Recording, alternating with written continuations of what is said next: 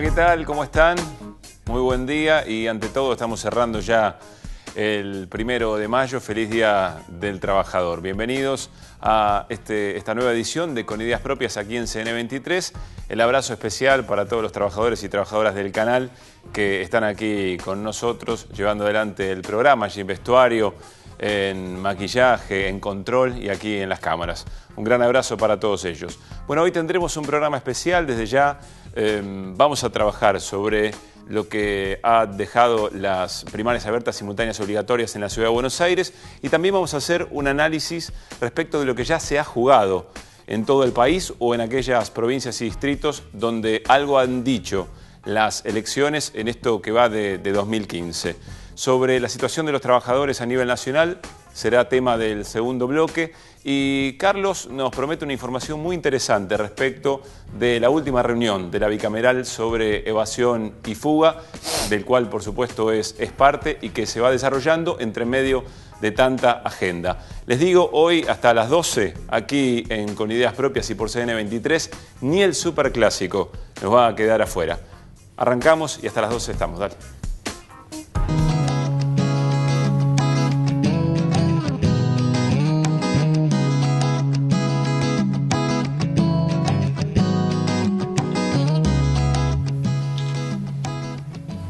¿Qué tal? ¿Cómo están? Bueno, bienvenidos por supuesto. Carlos, Juan Carlos Junio, Carlos Heller, ¿todo bien? Todo bien, muy bien, ¿qué tal? Bueno, hoy lo dispensamos a Edgardo. Así es, Sí. efectivamente. Lo volveremos a encontrar el próximo viernes. Bueno, enseguida nos vamos a meter en el análisis de las elecciones, tanto en la Ciudad de Buenos Aires como en las que se llevan ya realizadas en el resto del país. Pero antes quisiera detenerme en algo que ocurrió esta semana, que es cierto que es reiterado. Tiene que ver con las recomendaciones del Fondo Monetario Internacional. La receta creo que saludablemente las conocemos de memoria. Achique del gasto del Estado, basta de intervención en el comercio exterior, liberar el mercado de cambios. Pero la pregunta es la siguiente. Hemos notado en estos días, e incluso en conversaciones presidenciables con algunos sectores del sindicalismo, que hay como una idea ya aceptada de lo que se viene, de que lo que se viene es indudablemente algún tipo de ajuste. Es como que se ha naturalizado, que tarde o temprano llegue el ajuste, o bien por contradicciones que se van pateando para adelante o lo que fuere. ¿Perciben eso y eso es efectivamente así? No, eso es una estrategia. Yo creo que lo hablamos en alguno de los últimos programas.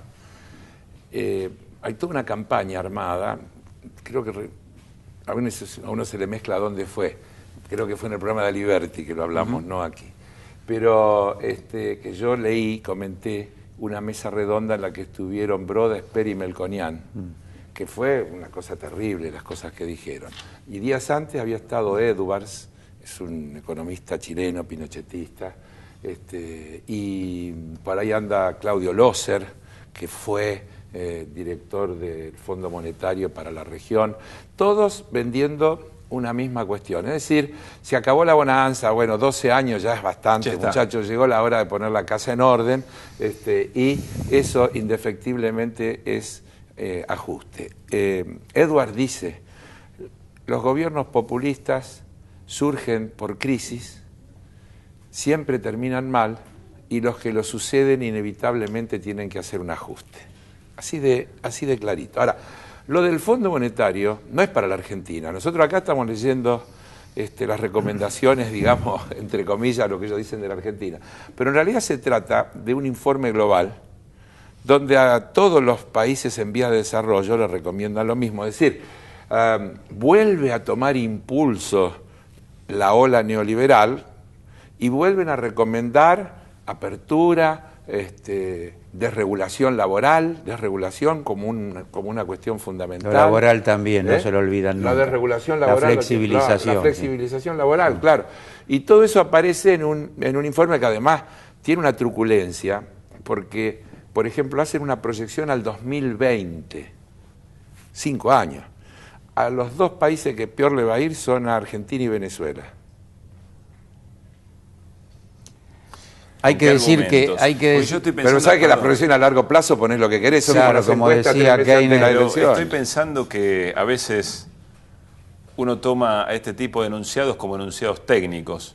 por lo que nos contás, son profundamente No, políticos. Absolutamente políticos. Incluso hay que agregar dos cosas. Primero, hay que reiterar que le cabe al Fondo Monetario, para que nadie se confunda, el cuento del escorpión. Tiene matices, pero no cambia jamás, no puede con su naturaleza, y finalmente siempre va a la ultraortodoxia.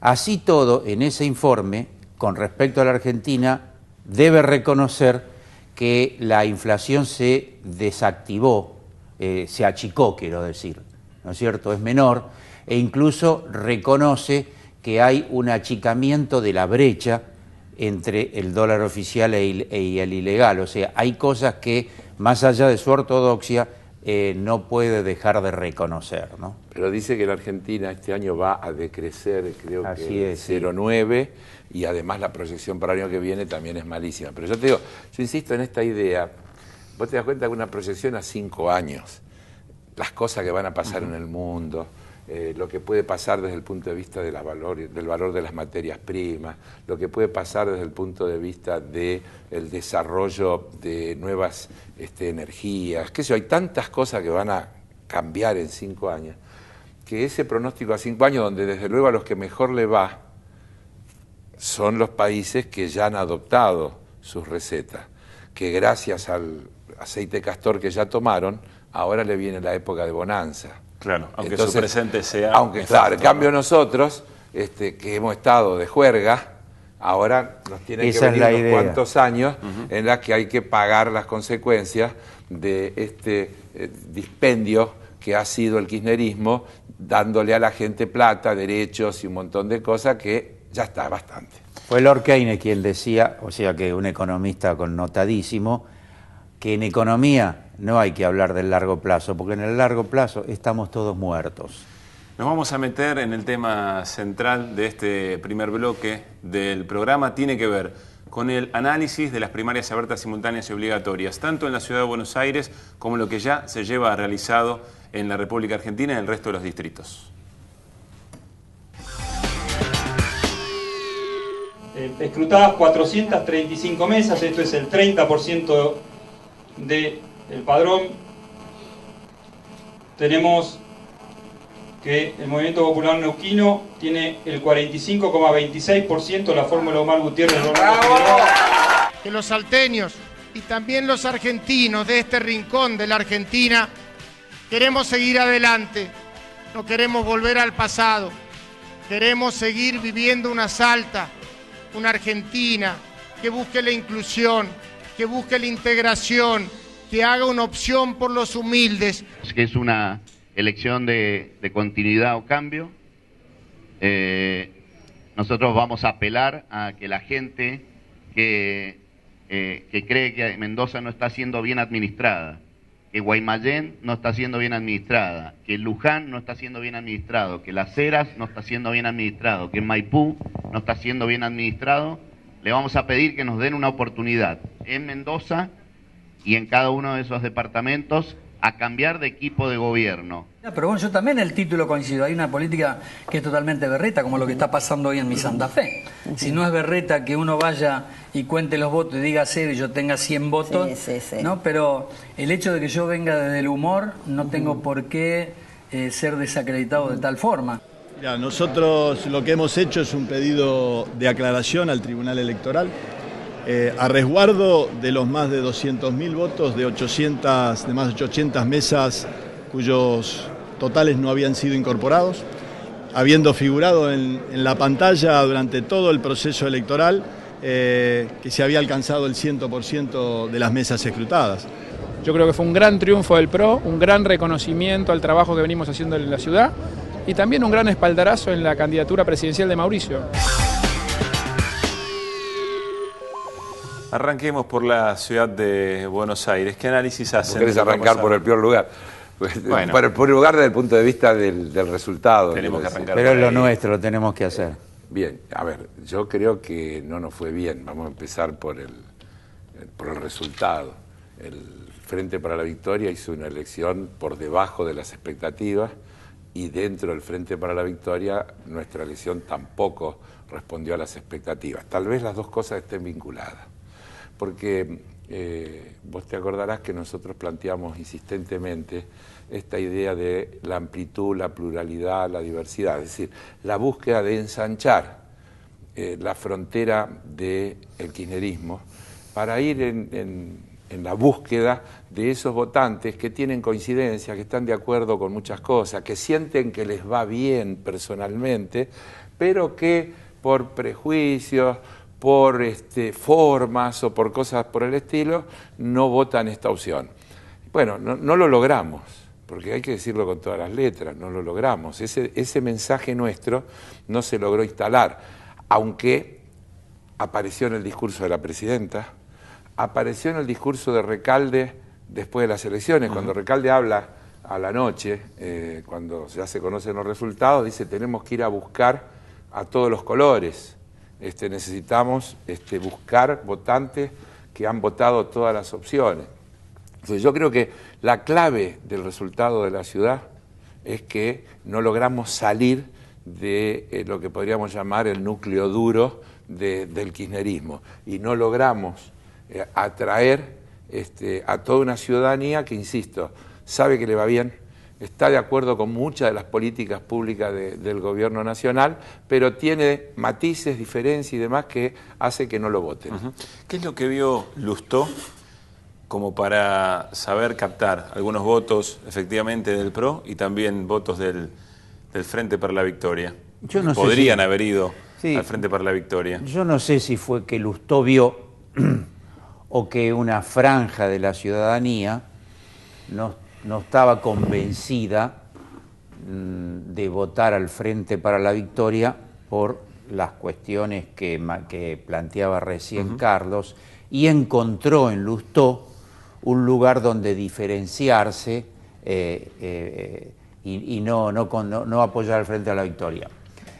Nosotros tuvimos como Frente para la Victoria la sumatoria de afluentes, de corrientes, de fuerzas políticas, el 23% en varias oportunidades, e incluso en el 2011 el 35% en una elección presidencial y muy especial que votó cuando Cristina sacó el 54%, de forma tal que, más allá de las peculiaridades de cada comicio que deben ser asumidas, hay una franja muy importante que alguna vez votó al Frente para la Victoria y en esta circunstancia no.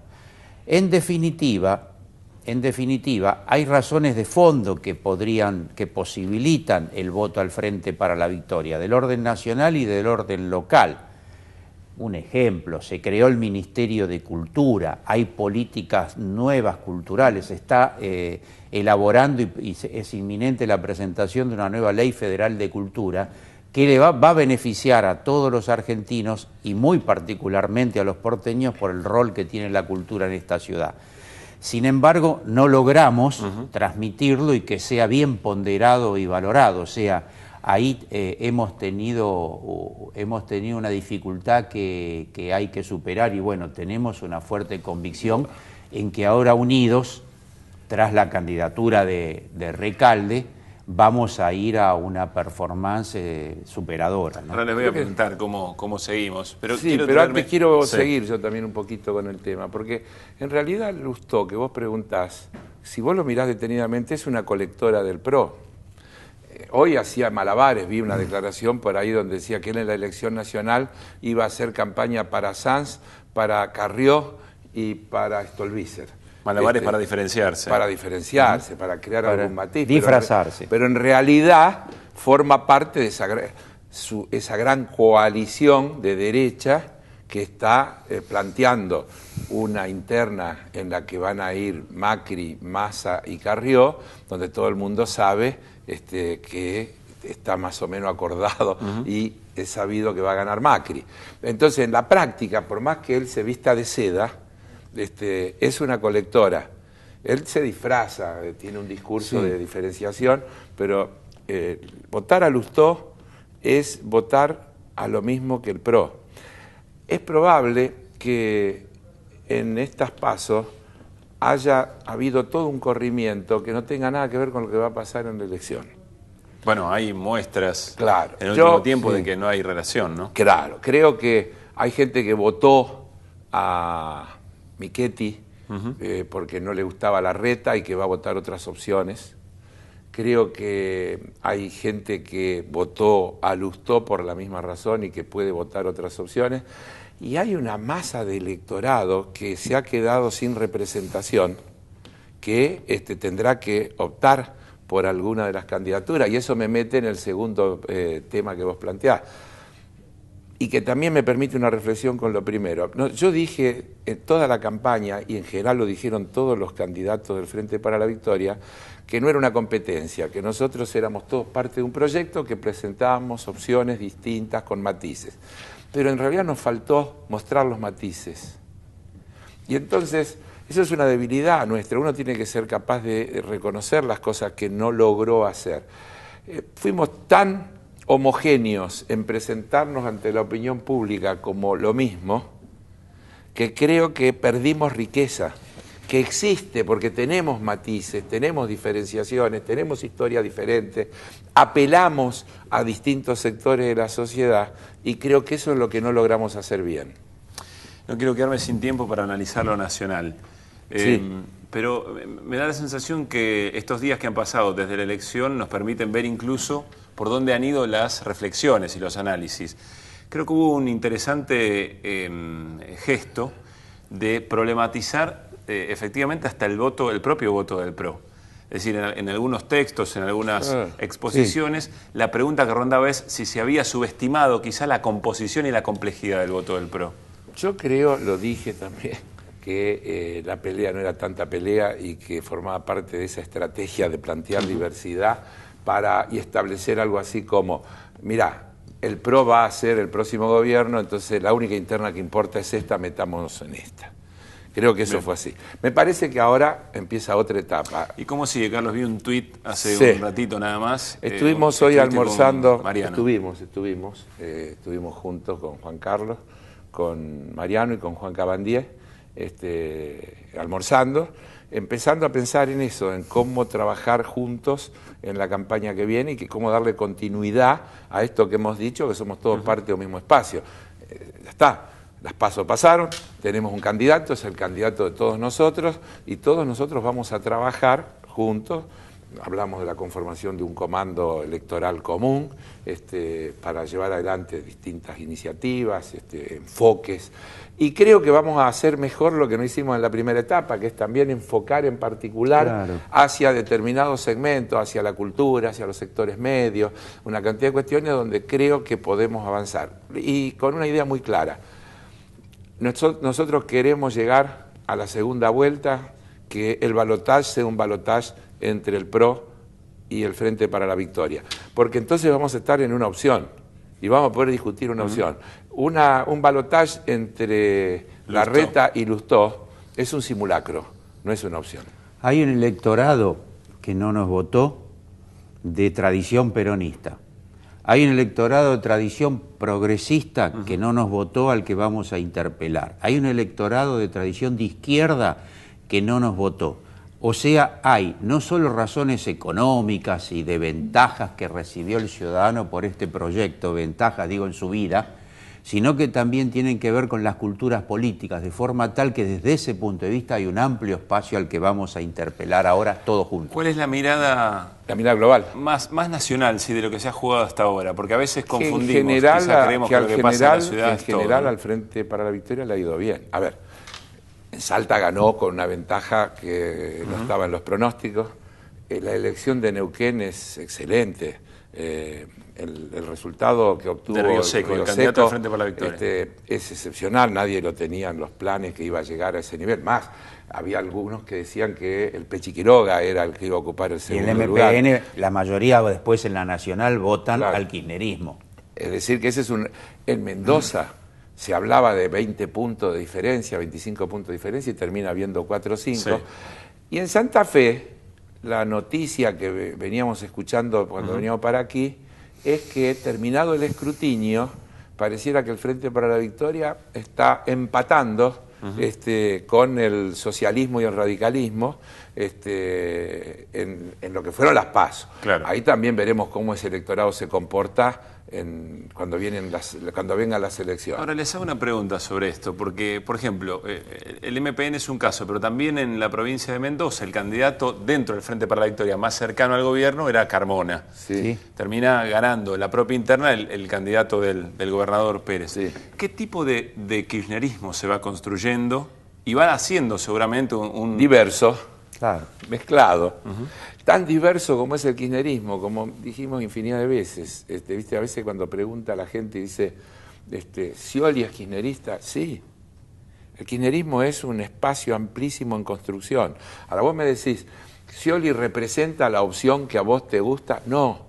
Y eso es lo que tenemos que lograr entender, que estamos en un mismo espacio que tiene una diversidad amplísima y que puede contener a distintas expresiones que incluso tienen diferencias que van más allá de los matices. Desde luego, finalmente veremos en la relación de fuerza final, y eso va a definir una cuestión fundamental para mí. Si el kirchnerismo se termina resumiendo a una corriente interna del justicialismo, o, como ha dicho Néstor Kirchner, como ha dicho Cristina, y que nosotros lo venimos planteando todo el tiempo, el kirchnerismo es una nueva etapa en la construcción que recoge el afluente histórico del movimiento nacional justicialista, pero al que se le suman un conjunto de fuerzas nacionales, populares, democráticas, progresistas, que conforman esa nueva identidad que tenemos que terminar de definir y de construir, sin perder las identidades individuales. Ese es el gran desafío que tenemos por delante. Pero hay que asumir esa complejidad que a su vez es una riqueza, que son las diferencias y matices que hay alrededor, que hay al interior de todo el proyecto kirchnerista. Nosotros somos amigos políticos y personales de Carmona, fundamentalmente. En Mendoza. En Mendoza, claro, claro, es así. Pero bueno, están todas esas diferencias que vos planteás. Pero eso puede ser una riqueza, porque cuando hablamos de ensanchar acá en la ciudad, en realidad hay que ensanchar en todo el país. Igual Carmona sacó mucho más votos más de lo esperado, así es, así. En los pronósticos.